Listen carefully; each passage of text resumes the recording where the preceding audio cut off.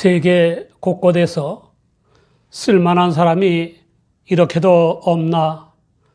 어쩌면 이다지도 믿을 만한 사람이 없을까? 사람이 있어야 뭘 해보지 하는 탄식 소리를 듣게 됩니다. 정치계를 비롯한 세상이 돌아가는 꼴을 보니까 각계각층에도 역시 사람이 없다는 생각을 하게 됩니다. 대단한 실력과 고매한 인격을 갖춘 인물이 없다는 게 아닙니다.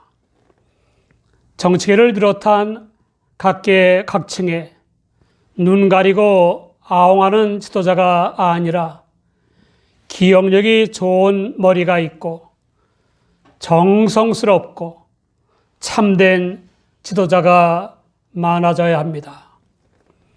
종교계에도 돈이나 출세나 마귀적인 이념의 종노릇이 아니라 하나님의 종노릇을 하는 지도자가 많아져야 합니다.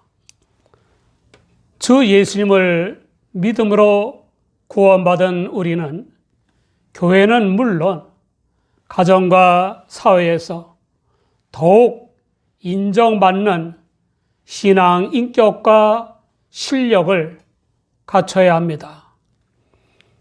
예수님은 자신의 순환에 대한 첫 번째 예언을 하신 지 엿새 후에 베드로와 야고보와 요한을 데리고 높은 산에 올라가셨습니다. 베드로와 야고보와 요한은 다른 제자들보다 더 신뢰를 받는 제자들이었습니다. 중대한 일이 있을 때마다 예수님이 베드로와 야고보와 요한을 동반하신 것은 그들에 대한 편견이나 편애 때문이 아니었습니다. 베드로와 야고보와 요한이 다른 제자들보다 더 잘 준비되어 있었기 때문이었습니다. 베드로와 야고보와 요한은 예수님의 말씀과 역사의 의미를 다른 제자들보다 더 잘 깨닫고 더 잘 복종할 준비가 되어 있었습니다. 우리는 언제 어디 어떤 상황에서나 주 예수님이 들어 쓰실 만한 믿음이 있습니까? 주 예수님께 쓰일 만한 믿음의 성장을 위해 기도와 말씀에 창념하고 순종하며 일하고 생활합니까? 언제 어디 어떤 상황에서나 주 예수님이 들어 쓰시고자 하실 때 기꺼이 순종할 준비가 되어 있습니까? 우리 믿는 사람들은 하나님께 속한 사람들답게 개혁자들은 기도와 하나님의 말씀에 창념하며 순종해야 하고 교인들은 그런 개혁자들의 설교 말씀을 잘 깨닫고 순종해야 합니다. 위기의 때일수록 믿는 우리는 영의 눈과 영의 귀가 더욱 밝아지도록 성령의 지도를 좇아 힘써 기도하고 온 영을 기울여 설교 말씀을 듣고 순종해야 합니다.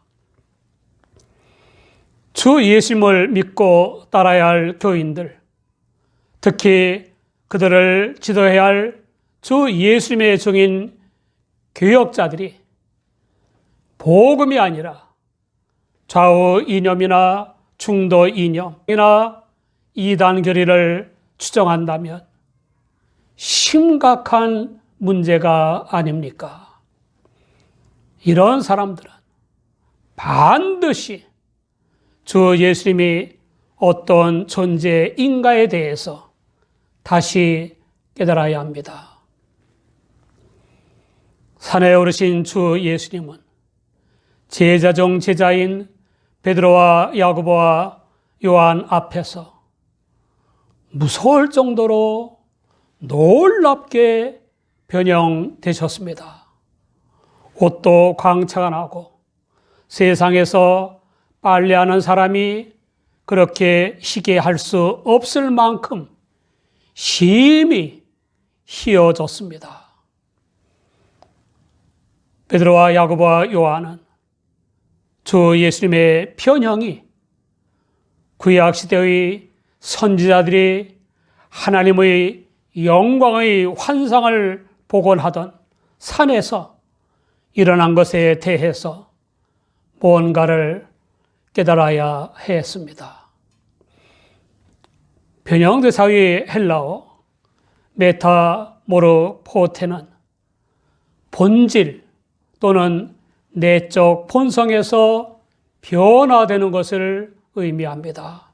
따라서 주 예수님의 변형은 외모의 피상적 변화가 아니라 본질적 형체의 변화인 것입니다.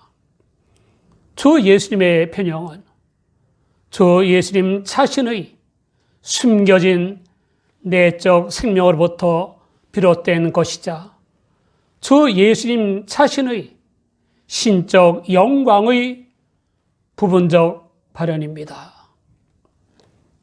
주 예수님은 자신의 순한 예고를 들은 제자들에게 자신의 낮춤과 대속 제물인 십자가의 죽음에도 불구하고 신적 존재인 메시아이심을 보여주신 것입니다.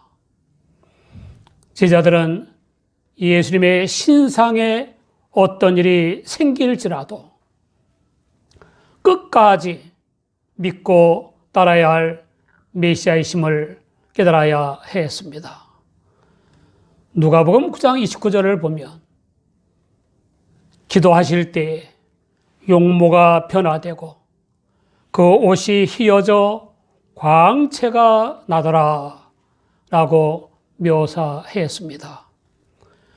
마태복음 17장 2절에는 저희 앞에서 변형되사 그 얼굴이 해같이 빛나며 옷이 빛과 같이 휘어졌더라 라고 묘사했습니다. 우리는 주 예수님의 경우에도 기도가 얼마나 중요한가를 알 수 있습니다. 주 예수님의 기도는 자신의 뜻이나 소원을 구하고 그대로 응답받고자 하는 기도가 아니었습니다. 주 예수님의 기도는 하나님 아버지의 말씀을 듣고 순종하기 위한 기도였습니다. 하나님의 말씀을 듣고 순종하기 위한 기도는 우리의 인격과 일과 직무와 생활에도 영광스러운 변화를 일으키는 것입니다. 감리교의 창시자인 요한 웨슬리는 매일 새벽 4시에 일어나 2시간씩 기도하는 일을 가장 중요한 일과로 삼았습니다. 가끔 그런 요한 웨슬리가 골방에서 나오는 모습을 본 사람들은 그 얼굴이 엄숙하면서도 광채가 나는 듯 했다고 전했습니다. 기도는 문제 해결의 열쇠입니다. 야곱이 금의 환영하던 길에 예전에 지은 죄가 그 앞을 막고 나섰습니다. 야곱에게 속았던 형 에서가 살기 등등하여 400명을 이끌고 오고 있었습니다. 심히 두렵고 답답한 마음으로 방법을 강구했지만 별 효과가 없었습니다. 그래서 야곱은 하나님께 날이 새도록 기도의 씨름을 하되 끝장을 볼 때까지 기도의 씨름을 했습니다. 결국 하나님의 음성을 들었습니다. 그 결과에 대해 창세기 33장 4절에는 에서가 달려와서 그를 맞아서 안고 목을 어금맞기고 그와 입맞추고 피차 우니라 라고 했습니다. 창세기 33장 10절 후반에는 내가 형님의 얼굴을 배운즉 하나님의 얼굴을 본 것 같사오며 형님도 나를 기뻐하심이니이다 라고 했습니다. 변형되신 주 예수님께 엘리야와 모세가 나타나서 대화를 했습니다. 모세는 주 예수님의 죽음에서 성취될 옛 언약과 약속의 대표로 나타났습니다. 엘리야는 마지막 때에 만물을 회복하는 예언자로서 나타난 것입니다. 그 나타남은 주 예수님의 메시아이심과 메시아적 사건들의 종말론적 의미인 궁극적 중요성을 확증하는 것입니다. 이 점은 누가복음 9장 30절 이하를 보면 알 수 있습니다. 누가복음 9장 30절에 문득 두 사람이 예수와 함께 말하니 이는 모세와 엘리야라. 영광 중에 나타나서 장차 예수께서 예루살렘에서 별세하실 것을 말씀할세라고 했습니다. 이와 같이 율법과 예언을 특징으로 하는 구약 성경의 주제도 주 예수 그리스도의 십자가와 부활의 구속인 것입니다. 좀 더 구체적으로 설명하면 하나님의 뜻을 따라 세상 죄를 지시고 십자가의 대속제물이 되셨다가 사흘 만에 부활하신 주 예수 그리스도를 믿음으로 죄 사함과 중생과 자유와 평화와 성결한 삶과 영생의 구원을 얻는 것입니다. 베드로는 주 예수님의 변형이라는 충격적인 사건의 의미를 깨닫기는커녕 황홀한 감정에 사로잡혔습니다.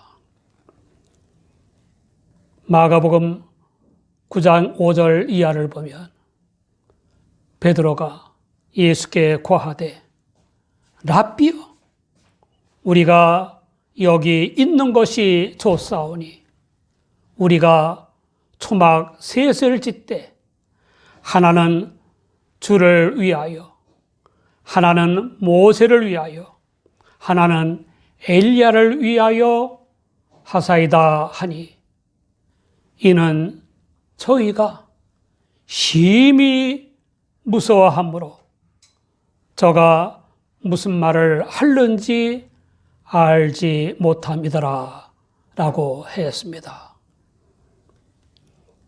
세 제자인 베드로와 야고보와 요한의 이기적인 욕망이 드러난 것입니다. 제자 중 제자들인 베드로와 야고보와 요한은 주 예수님이 반드시 고난을 당하고 십자가에 달려 운명하심으로써만 인류가 구원받을 수 있다는 사실을 깨닫지 못했습니다. 그래서 베드로는 메시아이신 주 예수님과 주 예수님의 종들인 모세와 엘리야를 같은 수준에 놓았던 것입니다. 또 베드로는 천국의 신령한 영광을 위해서 지상의 산에 썩어 없어질 초막셋을 짓고 싶어하는 영적 우둔을 드러냈습니다. 베드로의 이기적 욕망과 영적 우둔은 주 예수님을 믿음으로 구원받아야 할 죄 아래 고난과 멸망의 삶을 사는 산 아래의 사람들을 망각했습니다. 심지어 기다리고 있는 9명의 동료 제자들까지 외면했습니다. 헬리는 우리가 잘 지낼 때 다른 사람들을 잊기 쉽다. 우리의 즐거움이 충만할 때 형제들의 필요를 잊기 쉽다라고 주석했습니다. 가는 교회마다 환호와 갈채에 도취되어 간증하는 여인이 있었습니다. 간증은 남편을 잘못 만나서 말로 다 형용할 수 없는 구박과 학대를 받으면서 살아온 것을 상세하게 그리고 재미있게 묘사하는 내용입니다. 결론은 주 예수님을 만난 덕에 이렇게 간증을 통해 하나님께 영광을 돌리게 되었다는 것입니다. 교인들은 혀를 끌끌 차기도 하고 한숨을 쉬기도 하고 깔깔대며 웃기도 하면서 은혜를 받았습니다. 그런데 저는 도대체 은혜가 안 되고 그 남편 생각만 나는 겁니다. 참 불쌍도 하지. 정말 안 됐다.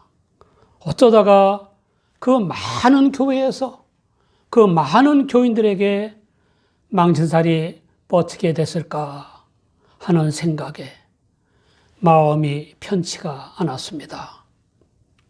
또 은혜를 받았다고 하는 여인이 어쩌면 저렇게 많은 교인들 앞에서 남편을 이혼했는지 안 했는지 모르지만 공개적으로 무자비하게 짓뭉갤 수가 있을까 하는 생각을 했습니다.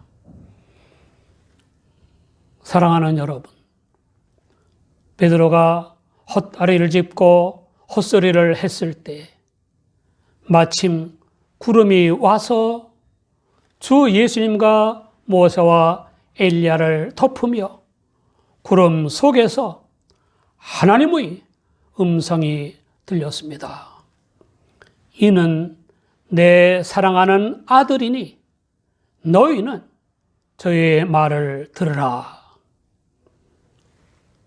모세나 엘리야의 말이 아니라 머지않아 인류 구원을 위해 고난을 당하고 십자가의 대속제물이 되실 주 예수님의 말씀을 복종하라는 뜻입니다. 하나님께서 예수님이 메시아임을 확언해 주신 것입니다. 모세와 엘리야는 사라졌습니다. 주 예수님의 변형은 순환과 죽음에도 불구하고 하나님의 아들 메시아임을 드러낸 것입니다. 우리 모두 언제 어디 어떤 상황에서나 주 예수님이 마음 놓고 쓰실 수 있도록 늘 힘써 기도하고 말씀을 순종함으로써 더욱 신령한 사람이 되시기 바랍니다.